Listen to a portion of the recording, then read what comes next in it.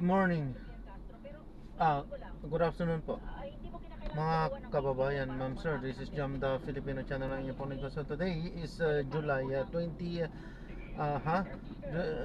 2026 at tayo ngayon papunta dyan sa may Meralco Gate 3, Temple Drive, Ugong Norte, Quezon City, at dadalhin po natin yan sa may milestone at 5th Avenue, sa may 5th Avenue, Fort Bonifacio, Taguig po yan.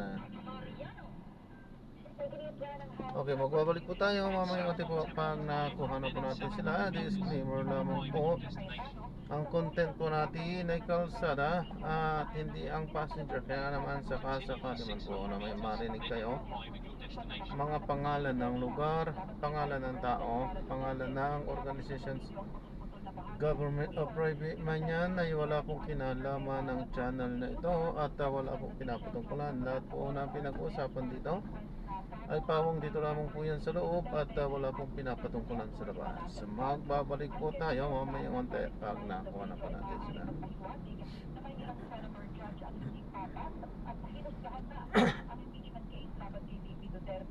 Pabalaban ito sa maaari din ito kung saan para bumaba ang kumpiyansa ng mamamayan sa ating mga institusyon, pamunahin sa Senate Impeachment Court na siyang may mahalagang tungkulin sa pagpapanagot sa mga matataas na opisyal ng ating bansa. In 100 meters, you will arrive at your destination. Ito ay nakababahala, no, na this is very concerning and alarming.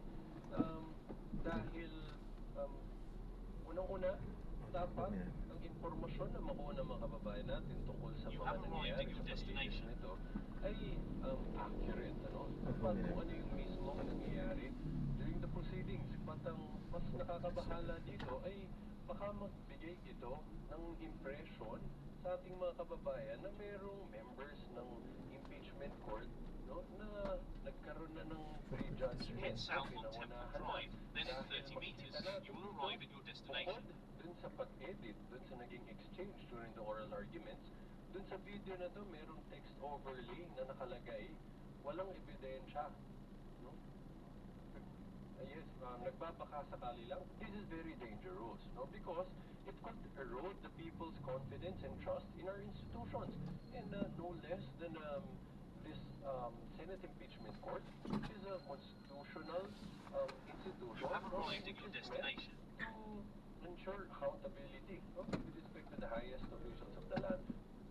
Senator Rosa, dapat nakawang katotohanan lamang ang ipapagkilan sa publiko kaugnay sa impeachment trial. Kaya ang hinikayat niya ang mamamayan na ito ay panoorin at huwag umasa sa mga video na itinapakalat sa social media.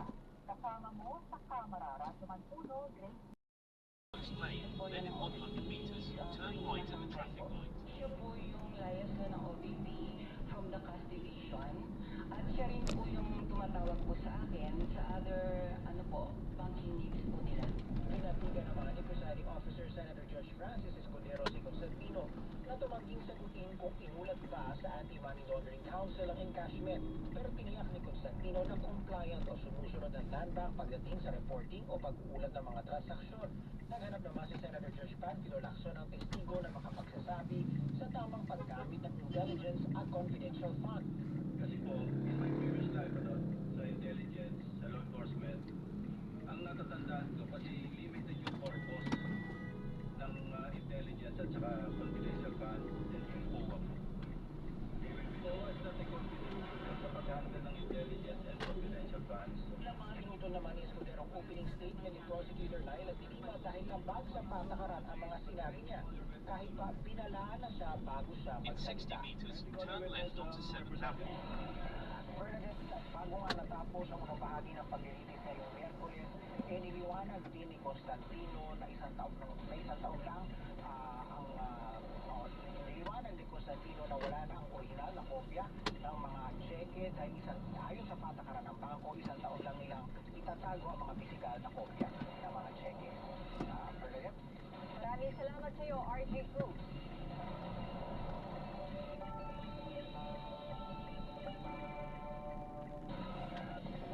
Alamin na po natin ang magiging lagay ng panahon mula kay ABS-CBN resident meteorologist Ariel Rojas, live mula sa Philippines.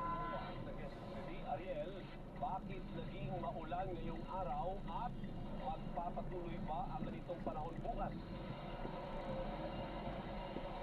Alvin, isang low pressure air na tumatawid sa timog bahagi ng Luzon ang nagpaulan hindi lang sa Metro Manila kundi Continue for 400 meters, ng then Luzon. turn right Ngayong into mga 30 hapon seconds. ng Miyerkules. Ito na buong low pressure area sa may silangan ng Visayas kahapon. Muli naman ang LPA sa bayan ng Macalenon dyan sa Quezon Province. Ito ay aasahan pagpapaulan pa sa malaking bahagi ng Luzon hanggang mamayang madaling araw. Ito ay posibleng papunta sa may West Philippine Sea. Samantala, may isa pang nabuong LPA sa labas naman ng Philippine Area of Responsibility kaninang umaga, huling namataan mahigit 1,700 kilometers silangan ng southeastern Luzon, pero kumikilos palayo sa ating bansa at walang epekto sa panahon sa atin. Bukas po, nasa West Philippine Sea na yung LPA pagkatawid ng Southern Luzon at posibleng malusaw na. Natambay naman sa silangan ng ating bansa yung LPA sa labas na pwede ring malusaw o sumanib sa mas malawak na sirkulasyon ng Typhoon Dolphin na nasa gitna naman ng Pacific Ocean at wala pa pong epekto sa ating bansa. Sa rainfall forecast ng The Weather Company para bukas July 30, araw po ng Webes, sa Luzon may mga pagulan pa sa umaga sa Central Luzon at sa tanghali naman ay may aasang din mga pagulan sa may Aurora at Cagayan Valley. Maulan naman sa hapon dulot ng thunderstorm sa Cordillera, Ilocos Region, Central Luzon, Calabarzon, Mindoro at Bicol Region at may aasahan pa mga pagulan sa Calabarzon at Mindoro pagsapit ng gabi. Pero di mga kalat-kalat na ulan mula hapon hanggang oras ng hapunan sa malaking bahagi ng probinsya ng Palawan. Paaraw at mainit naman sa malaking bahagi ng Kabisayaan sa umaga pero magsisimula ang mga pagulan bandang tanghali. Pero kung malakas hanggang magiging ulan sa hapon sa Samar Province at ilang bahagi ng Capiz at Iloilo. Mabawasan ang mga pagulan sa gabi pero maulan pa sa Bohol pag sa Mindanao, maaraw at mainit din sa maraming lugar sa umaga at tanghali at hapon magsisimula ang mga pagulan lalo na sa may Bukidnon, Agusan del Sur at Davao del Norte. Sa hapunan, malakas pa ang ulan sa Agusan del Sur at Sultan Kudarat at may mga pagulan pa sa maraming bahagi ng Mindanao pag lumalim ang gabi.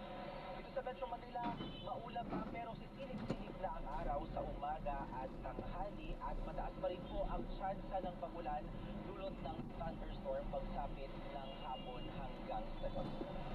Alvin, dito sa Pilcoa, actually sa malaking bahagi ng Metro Manila ay maulap na lamang pero makulimlim pa itong In ating 200 kalangitan at meters, wala turn ng right mga at the traffic light. Adin na naman natin ang lagay ng sitwasyon ng trapiko sa iba't ibang kalsada dito sa atin sa Metro Manila.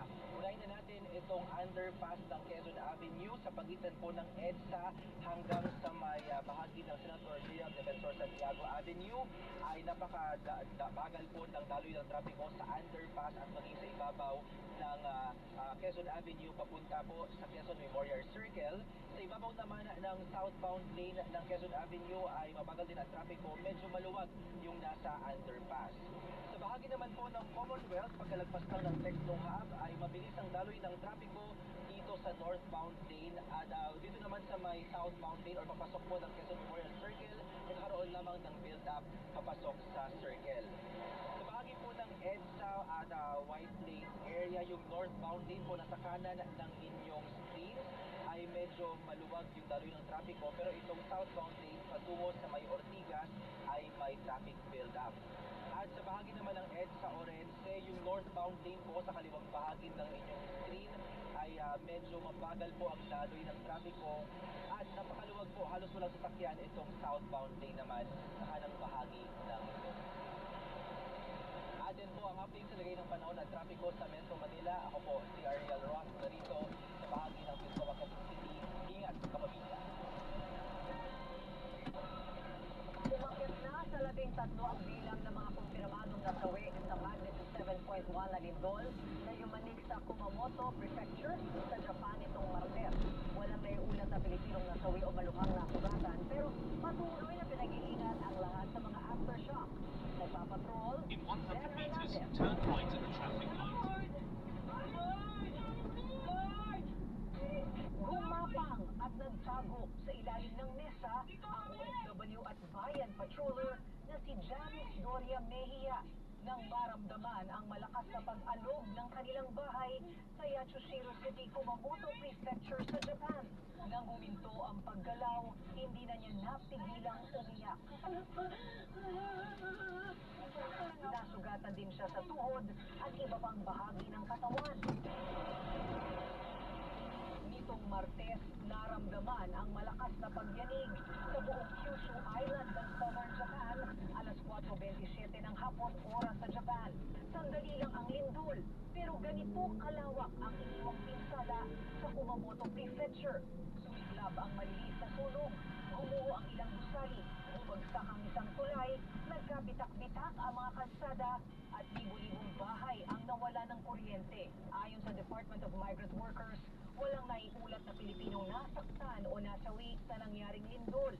Nakikipag-ugnayan pa rin sila sa mga Filipino community para tiyaking maayos ang kalagayan ng lahat.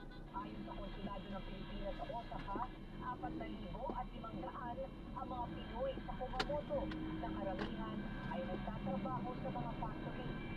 Enter left most lane, then in 100 meters, turn left at the traffic light. Aftershock, tapos may mga areas daw na intermittent or nawalan ng kuryente, tsaka nawalan ng tubig. May mga areas na yung mga local governments ng Kumamoto prefectures have announced evacuation procedures.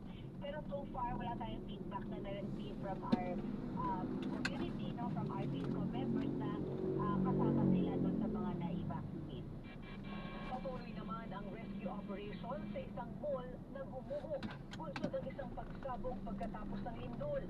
Umuuna ang Japan ng Emergency Disaster Countermeasures Headquarters na pinangunahan mismo ni Japan Prime Minister Sanae Takaichi. Ayon kay Takaichi, gagawin ang lahat para sa rescue at paghahatid ng mga Ayan, so na-drop na natin sila. Maraming salamat po sa panonood hanggang sa muli. Ingat po at God bless.